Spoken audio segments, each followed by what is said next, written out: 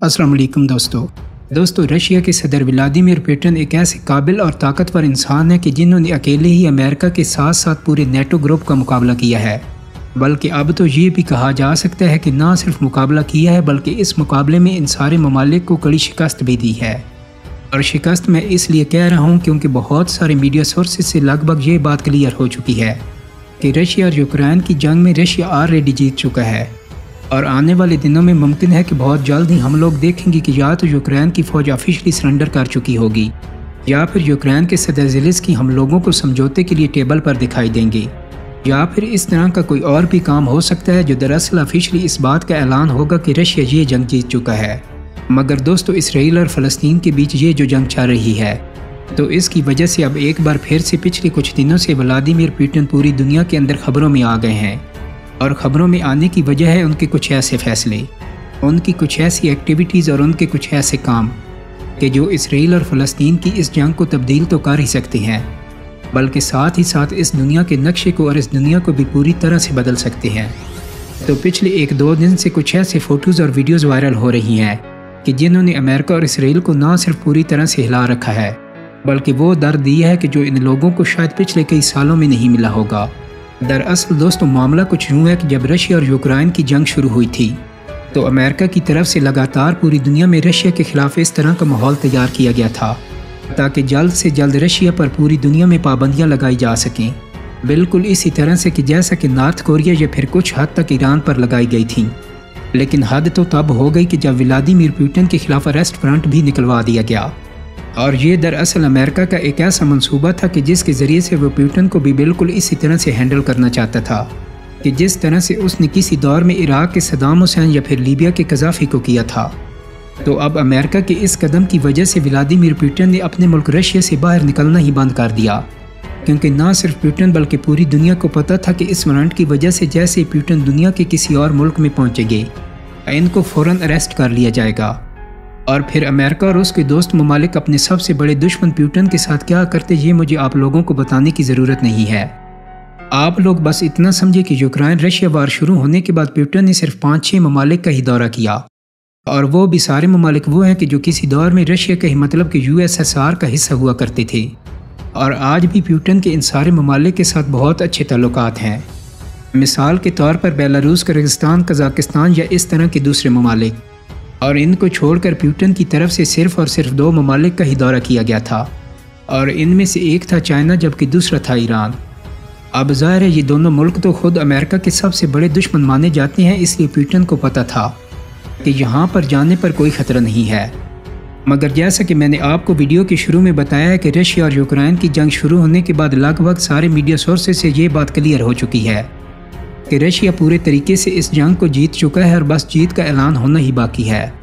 तो अब रशिया के सदर पुतिन भी दूसरे रंग में नज़र आ रहे हैं और उन्होंने दुनिया के बाकी सारे ममालिक का दौरा करना भी शुरू कर दिया है कि इस तरह वो अमेरिका से बदला लेकर इसको मज़ा चखाना चाहते हैं। और दौरा करने के लिए व्लादिमीर पुतिन की लिस्ट में सबसे पहला नंबर आया है UAE और सऊदी अरब जैसे ममालिक का। वैसे तो ये जो दौरा हो रहा है ये भी अपने आप में काफ़ी बड़ी बात है, क्योंकि जब से अरेस्ट वारंट जारी हुआ था तब से किसी ऐसे मुल्क में पुतिन पहली बार जा रहे थे। मगर हद तो तब हो गई और पूरी दुनिया के मीडिया में कोहराम तो उस वक्त मचा कि जब UAE और सऊदी अरब जैसे मुल्कों के पुतिन के इस्तकबाल की वीडियोज़ और फ़ोटोज़ पूरी दुनिया में वायरल होना शुरू हो गई। दोस्तों दरअसल ये एक ऐसा इस्तकबाल था कि जिसकी उम्मीद किसी ने भी नहीं की थी, बल्कि मीडिया रिपोर्ट्स में तो ये दावा किया जा रहा है कि पिछले कई सालों की तारीख में UAE के अंदर दुनिया के किसी भी हुक्मरान का इतना शानदार और गर्मजोशी के साथ इस्तकबाल हुआ ही नहीं है। तो अब सवाल ये है कि आखिर पुतिन का इतना बड़ा और शानदार इस्तकबाल क्यों किया गया, और वो भी 2 ऐसे अरब ममालिक में कि जिनको हमेशा से अमेरिका का दोस्त माना जाता है। जबकि याद रहे कि आज से सिर्फ कुछ महीने पहले तक तो सिर्फ चंद ममालिक को छोड़कर दुनिया के ज़्यादातर ममालिक ना तो खुद चाहते थे कि पुतिन उनके यहाँ आए और ना ही पुतिन खुद वहाँ जा रहे थे, क्योंकि इन सारे ममालिक को डर था कि अगर पुतिन यहाँ पर आएंगे तो अमेरिका की तरफ से सख्त एक्शन होगा।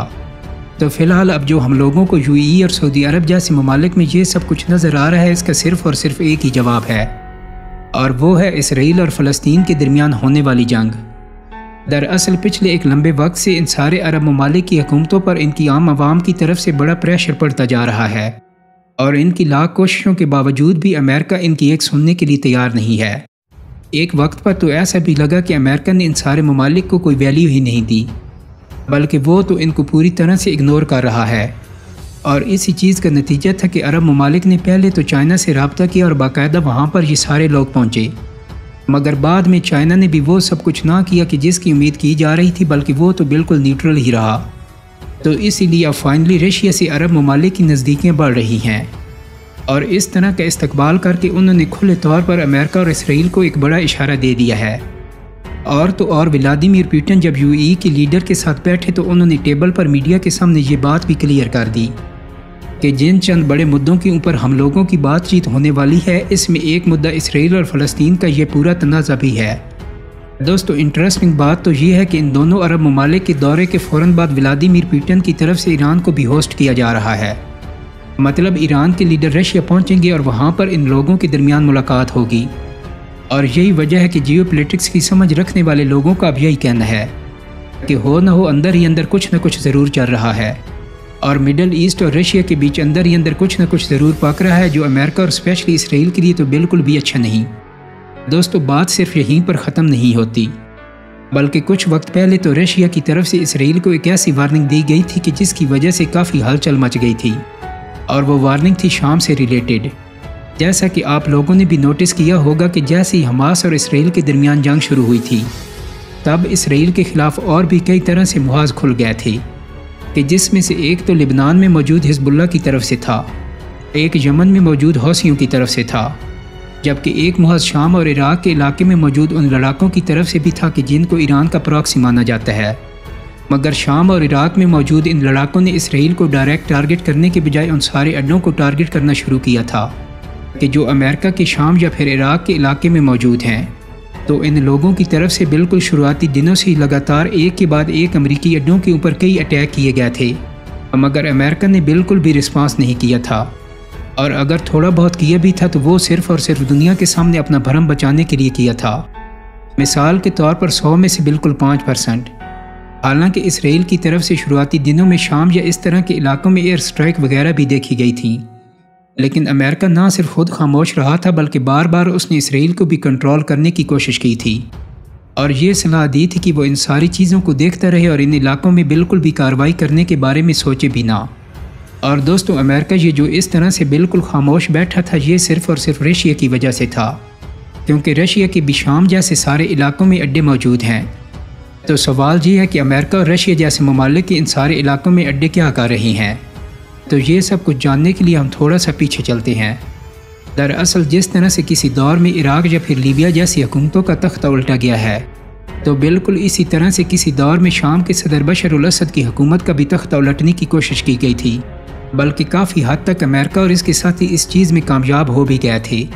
تو امریکن فوج کی مدد سے شام کے جو باغی تھے انہوں نے بڑی تیزی کے ساتھ اسد گورنمنٹ کے خلاف کارروائی کی اور طاقت بنانا شروع کر دی۔ لگ بھگ بشار الاسد کی شام سے گورنمنٹ جانے ہی والی تھی، مگر آخری وقت میں اس جنگ میں انٹری ہوئی رشیا کی، اور رشیا کے اس جنگ میں کودتے ہی جنگ کا نقشہ بدلنا شروع ہو گیا۔ تو بشار الاسد کی گورنمنٹ کی جو فوج تھی، اب اس نے نہ صرف اپنے پرانے سارے علاقوں کو واپس لینا شروع کر دیا، بلکہ اپنے آپ کو کافی حد تک سٹیبل بھی کر لیا، اور تب سے لے کر آج تک لگاتار شام میں جو بشار الاسد کی گورنمنٹ بنی ہوئی ہے، اس کے پیچھے کہیں نہ کہیں رشیا کا اور کچھ حد تک ایران کا ہاتھ ہے۔ شام میں جنگ بندی تو ایک لمبے وقت سے ہو چکی ہے، مگر امریکہ اور رشیا کی وہ فوج جو یہ جنگ لڑ رہی تھی، ان کے اڈے آج بھی وہیں پر موجود ہیں،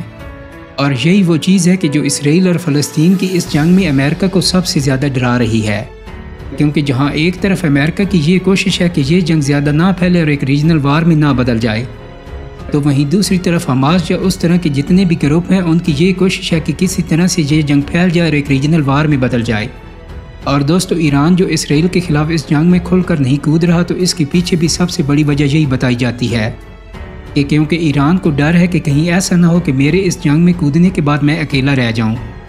کیونکہ ظاہر ہے کہ اگر ایران کودے گا تو امریکہ اور اس کے ساتھی تو اسرائیل کی طرف سے کود ہی جائیں گی، لیکن اگر ایران کی طرف سے اس جنگ میں کوئی بھی نہیں آیا تو ایران کا ہارنا طے ہو جائے گا۔ مگر اگر یہ جنگ دنیا کی دو بڑی طاقتوں کے بیچ ڈیوائیڈ ہو جائے اور ان لوگوں کے پیچھے رشیا آ کر کھڑا ہو جائے، تو ظاہر ہے پھر مجھے یہ بتانے کی ضرورت نہیں کہ کس کا پلہ بھاری ہوگا۔ تو اب جس دھمکی کے بارے میں نے آپ لوگوں کو بتایا ہے وہ دھمکی بھی دراصل رشیا کی طرف سے اسی چیز سے ریلیٹڈ دی گئی تھی کہ جب اسرائیل کی طرف سے شام کے علاقے میں کچھ ایئر سٹرائک وغیرہ کی گئی تھیں تو رشیا کی طرف سے دھمکی دیتے ہوئے یہ کہا گیا تھا کہ اسرائیل یہ جو کچھ بھی کر رہا ہے اس کے لیے خطرناک ہوگا، کیونکہ جو شام ہے وہ ہمارا دوست ہے، اور اسرائیل کے شام پر اس طرح سے ایئر سٹرائک کرنے سے یہ جنگ ایک ریجنل وار میں بدل جائے گی۔ تو اس بات میں تو کوئی بھی شک نہیں ہے کہ ولادیمیر پوٹن اور مڈل ایسٹ کے ممالک کے بیچ جو کچھ بھی چل رہا ہے یہ اب میڈیا میں کافی خبروں میں رہے گا۔ تو فی الحال آج کی اپنی اس ویڈیو کو ہم یہیں پر ختم کرتے ہیں۔ دوستو امید کرتا ہوں کہ میری آج کی ویڈیو آپ کو پسند آئی ہوگی۔ اگر ویڈیو اچھی لگی ہے تو اس کو لائک اور شیئر کر دیں، میرے چینل کو سبسکرائب کرنے کے ساتھ ساتھ بیل آئیکن کو بھی کلک کر دیں تاکہ آپ کو میری آنے والی مزید ویڈیوز کے نوٹیفیکیشن ملتے رہیں۔ بہت جلدی ایک نئی ویڈیو کے ساتھ ملاقات ہوگی۔ اپنا بہت سارا خیال رکھیے گا۔ اللہ حافظ۔